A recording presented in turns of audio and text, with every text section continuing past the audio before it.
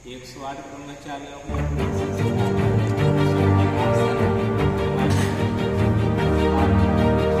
दान करने के लिए 8 पात्र चावल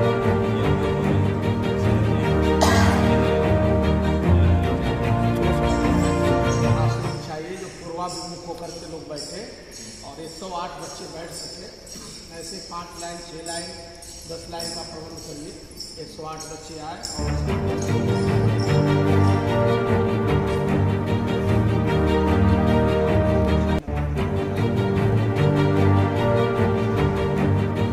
ये आयोजन आचार्य पीठ श्री लक्ष्मण किला में प्रत्येक वर्ष आयोजित की जाती है और इस वर्ष भी आचार्य पीठ श्री लक्ष्मण किला एवं श्री रामलला वैदिक गुरुकुल के तत्वाधान में कार्यक्रम का आयोजन है।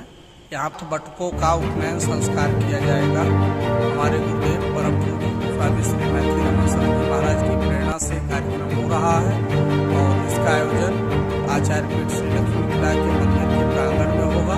इसमें 108 बटुक अनेक राज्यों से अनेक जिला से आएंगे, उनके माता पिता आएंगे और उन सब का उपनयन यहाँ होगा। उन सबको गायत्री मंत्र दिया जाएगा और पूर्ण ब्राह्मण जो है बनाया जाएगा, क्योंकि कहा गया है बिना उपनयन के जो है ब्राह्मण पूर्ण नहीं होता है, अपूर्ण होता है। इसलिए उपनयन संस्कार परम आवश्यक है। 16 संस्कार में एक प्रमुख संस्कार है। उपनयन होने के बाद ही आप किसी पूजा के अधिकारी, किसी यज्ञ के अधिकारी, किसी धर्म कर्म करने के योग्य बनते हैं और इसलिए उपनयन होना आवश्यक है। उपनयन होगा और हम लोगों का प्रयास है कि उपनयन होता रहे और आगे भी होता रहे, ऐसा प्रयास है।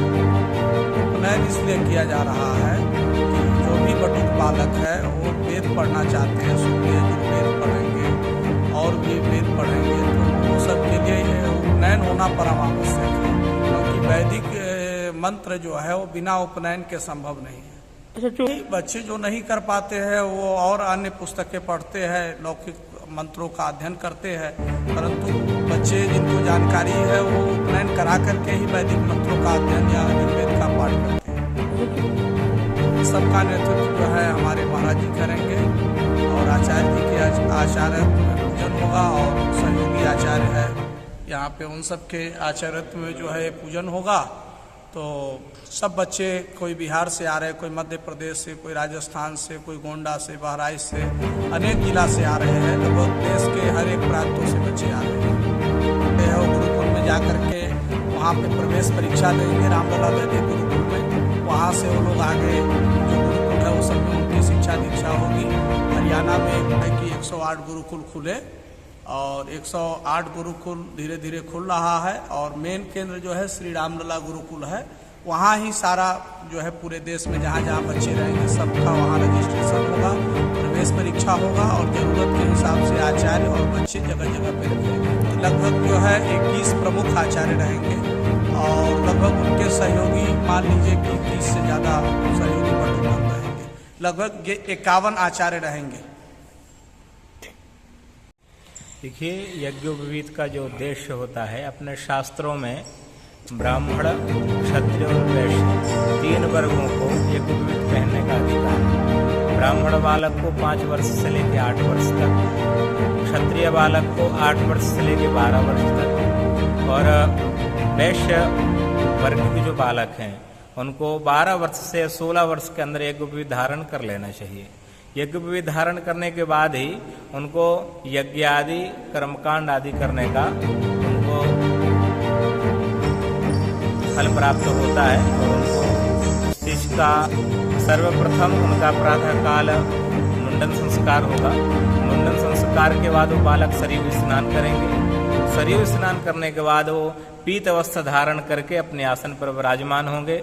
आज इस कार्यक्रम के संयोजक आचार्य पीठ लक्ष्मण कला के अधिकारी सूर्य प्रकाश जी इसमें यजमानत्व कर रहे हैं। आपके द्वारा पंचांग पूजन करेंगे और पूज्य महाराज जी के द्वारा उन बालकों को गायत्री मंत्र दीक्षा दी जाएगी।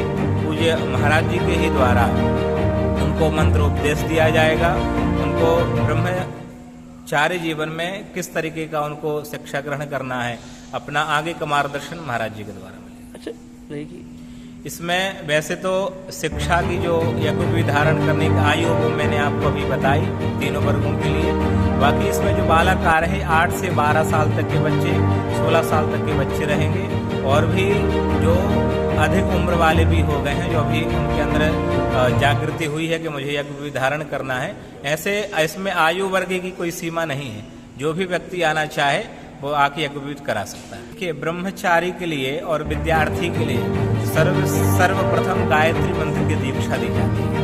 गायत्री मंत्र सभी मंत्रों में प्रमुख है, उसकी शक्ति भी अचल है, उसकी कोई सीमा नहीं है और उसका प्रभाव भी बहुत है। सभी ब्रह्मचारियों को गायत्री मंत्र की दीक्षा दी है। क्या नाम है आपका? आचार्य सदाशिव तिवारी, श्री रामलला गुरुकुल, अयोध्या धाम।